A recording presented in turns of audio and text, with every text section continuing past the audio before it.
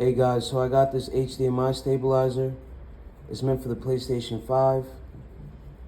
You want to clip it onto your PlayStation 5 where the HDMI port is. It's pretty snug, easy to install, no tools.